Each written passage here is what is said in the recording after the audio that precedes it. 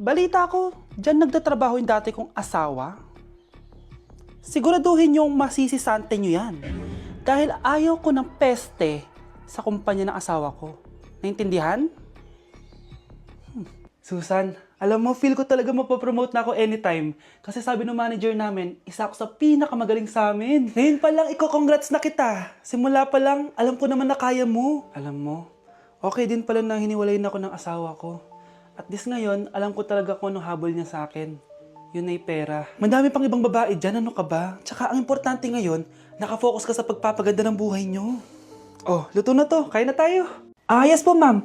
Okay po. Ma'am, i-hold ko po muna kayo, ha? Wait for a while. Sino itong tumatawag? Sir Ramon, may bad news po ako sa'yo. Ayaw ka po ng boss namin. Ano? Kaya tatanggalin ka sa trabaho. Anong tanggal na ako sa trabaho, ha? Utos lang po sa amin. Hindi pwede yun. Sorry sir, humanap ka na lang po na ibang trabaho. Bakit puro na lang kamalasan dumadating sa buhay ko? Ay. Si Michael ba yun? Michael! Scarlett? Bakit pinauna mo ako umuwi kahapon? Eh, di ba palagi tayo sabay umuwi? May ginawa ako. Tsaka baka magselos yung nagbigay ng bulaklak sa'yo. Para ka namang ano dyan? Tsaka alam mo, na-realize ko, hindi ko na pala siya crush. Tara na nga, manood na lang tayo ng movie sa bahay, yung horror. Sige na nga. Michael? Ma? Ano ginagawa mo dito, ha? Get in the car, uuwi na tayo. Di ba sabi ko sa'yo, nababoard ako sa bahay, kaya umalis ako? Michael, siya yung nanay mo. Kilala mo nanay ko? At sino naman tong babaeng kasama mo, ha?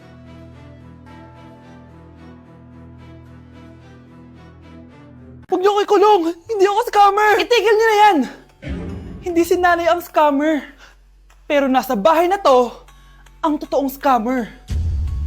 Hoy bata, huwag kang mangialam. Wala ka namang ebidensya. Pero nay, alam kong hindi ko yung scammer. Tara na, sumama ka na sa akin. Mga anak, aayusin ko to ha? Babalik din ako, okay? Kung sino man sa inyo yung totoong scammer, umamin na kayo! Nakulong si nanay, di ba? Ate, walang may gustong makulong si nanay. Tsaka bakit kami lang tatlo sinisisi mo? Eh baka ikaw talaga yung totoong scammer. Imbes na magsisihan tayo, magtulungan na lang tayo para kay nanay. Malalaman ko rin ng totoo. Delivery po. Gabi na, may nagde-deliver pa. Kuya, kaninong parcel yan? Kay Susan po ulit. Ha? Paano nangyari yun? Eh, nasa kulungan na si nanay. Aba ma'am, hindi ko po alam. Taga-deliver lang po ako eh. Sige na po. Oh, nasa gitna yung kalaban ha? Hoy, ayusin mo na itong mga damit mo. Ilagay mo muna dyan sa kama. Oh, ayun na! Paano naman ito laman ng parcel na to? Nakakainis, talo na naman. Ano ba ito? Ba't nandito to? Ito ba yung galing sa scam? Sabi ko na nga ba, ikaw yung scammer! Ate, hindi ako yung scammer. May parcel na dumating at nakapangalan kay nanay. Di ba pang computer to? Eh, ikaw lang naman mahilig mag-computer dito eh. Ano na namang scam ang ginawa mo? Pasalamat ka, minor de edad ka pa. Bawal ka pa makulong. Pasensya na sa ginawa ng anak ko. Pagsasabihan ko to. Basta wag na uulitin ha. Ako na magbibigay sa mga may-ari neto. Sige na. Ang galing mo talaga. O eto, sino to cellphone? Akin tong pera. Mas kailangan ko to. Galingan mo pang mang-scam para mas marami tayong makuha. So, bahala sa'yo. Makakaasa ka. Gagalingan ko pa. Ay, perfect! Masabog siya! Masabog. Sabi na Versace! Love you, thank you so much. Happy Valentine's Day everyone! So, kakatapos ko lang mag-aral ngayon.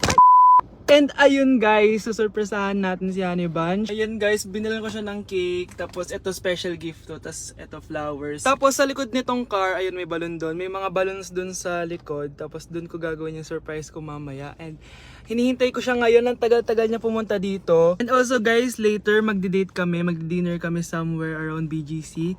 And ayun guys, kayo, kamusta naman yung Valentine's Day niyo? Special tong Valentine's sa akin kasi last year ang dami naming na-achieve. And then 3 years na kaming magjowa ni Honey Bunch. So kaka 3 years lang namin noong January 12. So marami na kaming achievements and this is just a celebration of that. And more celebrations to come. So susulatan ko rin pala siya ng letter. Ayan, para sweet tayo. Ayan, para ma-feel niya talaga na mahal ko siya. Ayan. Wala pala akong papel guys, envelope lang to tapos Dito na lang ako sa likod magsusulat. Pwede naman yun, di ba? Hindi talaga ako ma-letter na tao, pero today is a special day. Kaya bibigyan natin si Honey Bunch ng letter. Sana na-touch ka. So tapos na ako. 1, 2, 3. Siya lang pwede magbasa neto. Guys, may problema ako kasi ang hangin dito. Pag binuksan ko tong likod ng kotse ko, lilipad lahat ng balon sa daan. So di ko alam kung paano mangyayari niyan mamaya. Guys, nandito na siya. Happy Valentine's Day! Uy, ang ganda nito! Happy Go Valentine's outside. Day. Thank you so much. Sunflower. Let's go outside. Come here, baby. I have another gift for you. Ay, shit. Ay, perfect! Masabog siya! Pasabog siya. Huwag mo na bubuksan mamaya na yan. Ito yung snack mo. Ito yung snack mo mamaya. Happy Valentine's. Flowers mo na doon.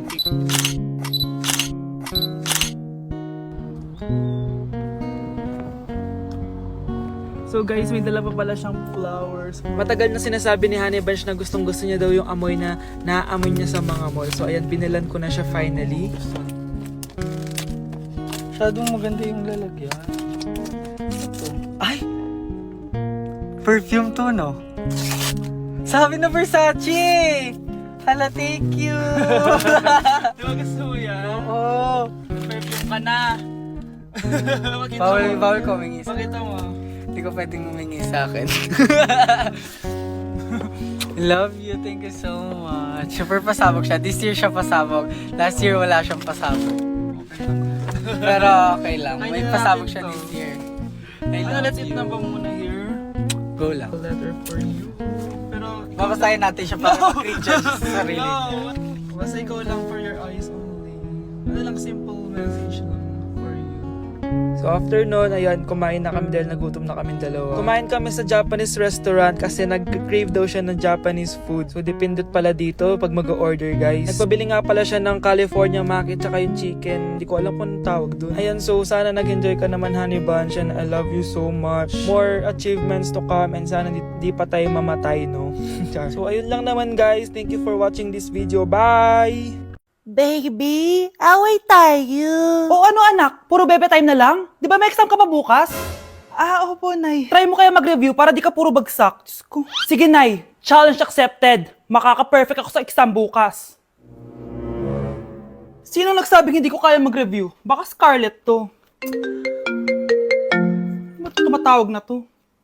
Oh, bakit, Bes? Nagre-review ako. Te, may bago akong chika. Importante ba yan? Importante. So eto na nga. Go, Te! Spill the tea! Ano nangyari? 1 hour later. O siya, sige na, Te. Magre-review na talaga ako. Storbo. Saan na ba ako? X, Y... Hala, break na sila. Ano nangyari? 1 hour later. Mag-review na nga ako.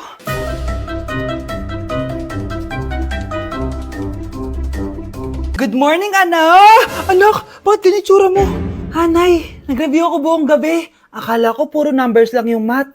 Bakit may X and Y? Di bale, anak, gamitin mo tong Radiance Glow Pure Blossom Elixirs ng YOU. Meron tong toner essence at illuminating serum. Ano naman yun, Nay? Ano to? Nakaka-bright, prepare, at protecto ng skin. At di lang yun anak, nakaka-reduce to ng oiliness at ng skin texture. Suitable to for all skin types kaya gamitin mo to para fresh ka bago ka mag-exam. Ay, ang fresh nga. Glass skin, no? Super lightweight at super dali lang pala i-apply nito, Nay. Go na, anak. Islay mo na yung exam mo. Good morning, class. Ready na ba kayo mag-exam? Sure nang makaka-perfect ako kasi nag-review ako. First question. Kung 5 ang kinain na pizza ni Maria at 2 ang sapatos ni Cardo, gaano kalayo ang Earth sa black hole?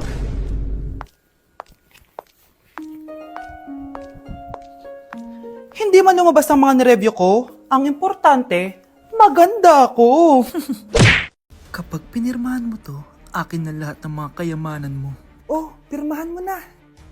Tita, wala naman ako field trip ah. Hindi pa ba sinasabi ng teacher niyo na may field trip kayo? Anak, okay lang. Pipirmahan ko na to para makasali ka sa field trip niyo. Walang iya ka talaga, Rosa. Wala ka talagang titira sa akin, ha? Manda ka talaga sa akin. Mabilis ka talagang utuin, Susan. Salamat, Mare. Ramon, napapirma ko na siya. Atin na ang bahay, pera at mga ari-arian niya. Magaling ka talaga, Rosa. Kaso kailangan na natin kumilos na mabilis. Kasi sabi ng doktor, nagre-recover na yung mata niya. Ano? Kaya bukas na bukas din, papalayasin na natin sila. Total, nakuha na natin ang gusto natin. Nay, bakit mo pinirmahan yun, ha? Maliban natin kung ano nilalaman ng papel na yun. Huwag kang mag-alala, anak. Malapit nang matapos ang maliligayang araw ng tatay mo at ng kabit niya. Tita, bakit may dala kang maleta? Aba, syempre. Lilipat na ako dito sa bago kong bahay. Ano? Tay, ano ibig sabihin nito, ha? Nakalagay dito sa papel na pinirmahan ng nanay mo na amin na tong bahay, mga sasakyan niya at ang mga pera niya. Napakahayop nyo! Bakit ang ingay? Ano nangyayari? Nay, kinuha na nila lahat sa atin! Ayan, magsama kayo mag-ina. Ngayong nasa amin na ang lahat, pwede na kayong lumayas. Ramon, magse-celebrate tayo, ha? Ang galing nyo din, no? Ha? Nakakakita ka? Bago kayo mag-celebrate, i-check nyo muna kung pirma ko ba talaga yung nakalagay dyan. Hindi pwede to! Tay! Attorney! Kita mo naman kung ano ginawa na tong dalawang to, di ba? At nandito na rin ang ebidensya na magpapatunay na naghaharutan sila sa loob ng bahay ko. Anong gagawin niyo sa amin, ha? Mahal, huwag mo naman gawin sa amin to, please, oh. Magbabago ako, please. Oh, eh! Sorry kung natatapakan kayo pagka-love team nyo, ha? Arestuhin nyo na yung mga yan.